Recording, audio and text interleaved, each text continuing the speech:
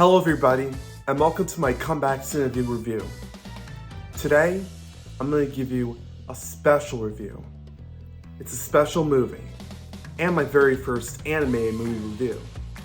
The Super Mario Bros. Movie, based on the popular Nintendo games. Now, I don't really watch animated movies that much. They tend to get annoying sometimes to me, but this one was very promising. Especially since I used to play Mario a lot as a kid. So I had to see this, especially with all the great graphics. And I'll tell you if it was worth it or not later on. Turns out, this wasn't the first time they attempted to make a Mario movie. 30 years ago, we had a live-action film starring Bob Hoskins, John Leguizamo, and Dennis Hopper. But that movie was a total flop, a major failure. A lot of people hated it. But to me, it wasn't too bad, but they got the location of the meteor crash that killed the dinosaurs wrong. It was in Yucatan, not Brooklyn. That's not going to make the dinosaurs happy at all. The two directors for the movie are Teen Titans Go creators Aaron Horvath and Michael Jelenic. The latter has a daughter who voices Lumily in the film. Nintendo executive Shigeru Miyamoto and Illumination CEO Chris Meledandri, they collide to be the sole producers for the movie. So on with the voice cast.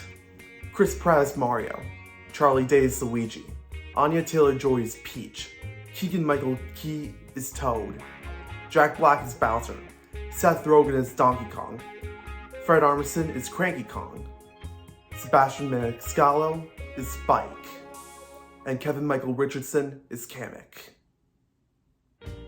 Now, I don't mind most of the voice cast, but the Italian plumber should have been voiced by different actors. Everyone knows that Charles Martinet was an iconic voice for Mario and Luigi.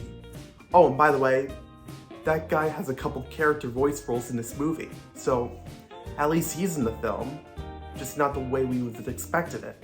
But I would have picked different actors. I could see everyone's problem with Chris Pratt voicing Mario. He doesn't really have much Italian ancestry. Neither does Charlie Day. Those guys, I wouldn't have put in the film. I think Mario should have been voiced by someone like Vincent Martello or something. And Luigi being voiced by Damiano David. But then again, that's probably just me being biased, given how much I love Damiano and his band. But nevertheless, the voice actors, Chris and Charlie, they actually did great. So as the plot of the movie goes, Mario and Luigi are two plumbers from Brooklyn.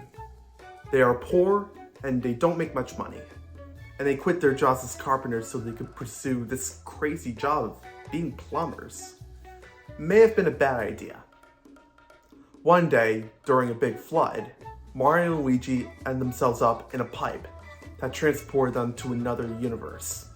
Well, they got separated and got into two different parts of the universe, but they're in the same universe still. Luigi ended up in the Darklands, home of Bowser and his minions. Mario ended up in the Mushroom Kingdom. And get this, he actually doesn't like mushrooms in this movie. Now Bowser is a medicine king. He'll do anything to get what he wants, even if it involves murder. He'll raid kingdoms and get the Power Star, and commit all of that trouble, and for what? Just to marry Princess Peach, the princess of the Mushroom Kingdom, even though there's no way she would ever want to marry him. Bowser, what were you thinking? All that just to have her? What an idiot you are, Bowser. Come on. Anyway, Bowser has Luigi kidnapped and imprisoned, so it's up to Mario to save his own brother. Mario manages to bring along Princess Peach and Toad, and they even got along Donkey Kong, even though he can be kind of a jerk sometimes. They do manage to save Luigi, and many other prisoners as well, including Lumily, who would rather die than to be imprisoned, and was not happy about being saved. Donkey Kong's fellow friends and his father, who were all kidnapped while go-karting on Rainbow Road. All those penguins from the Penguin Kingdom, which Bowser raided to get the Power Star, so he could marry Peach. And later on, Mario and Luigi would get a hold of the Power Star, and Bowser's power would be shrunken, literally. Ugh, sucks to be him. Anyway, Mario and Luigi would later live in the Mushroom Kingdom, but they're possibly still doing their plumbing job in Brooklyn, so their lives are great. The end. Now this is a movie that audiences and critics would disagree on. The critics think that the movie is, okay, but the audience loved it. So, that's quite an argument. Now I'm very certain that there's gonna be a Mario sequel. You wanna know why? Because under the streets in Brooklyn, a Yoshi egg hatches. So we're probably gonna have Yoshi in the next film. And that's great, because the Yoshis, they only got like a few seconds of screen time. That's also gonna make the dinosaurs unhappy. You do not cut off dinosaurs like that.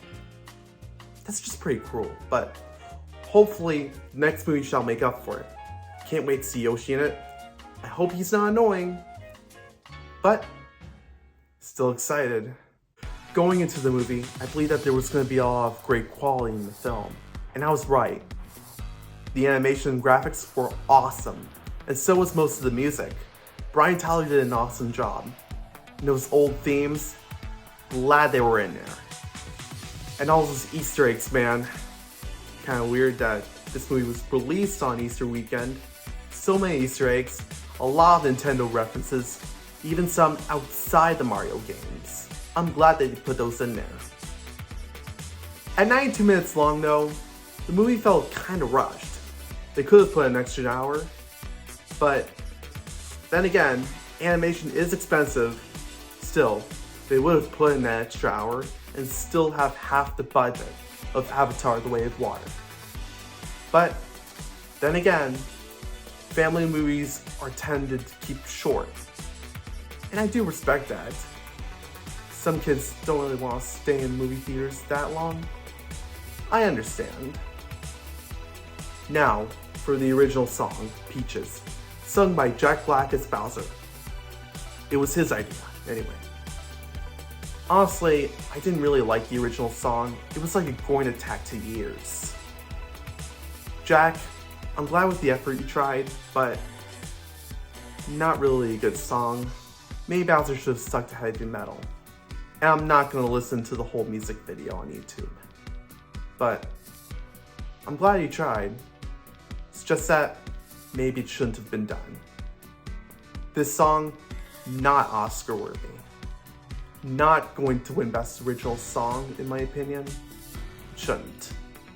But the movie should make many other Oscar wins. Not just Best Animated Feature. Probably Best Score too, visual effects, and all that. But anyway, even though a lot of animated movies don't tend to work out well for me, this one was great. I'm gonna give it 9 stars out of 10. Not bad for my first review on an animated film. So I really hope you enjoyed this review. My next review is probably going to be on Renfield, starring Nicolas Cage and Nicholas Hoult. I'll see you then. See you next time on CineView.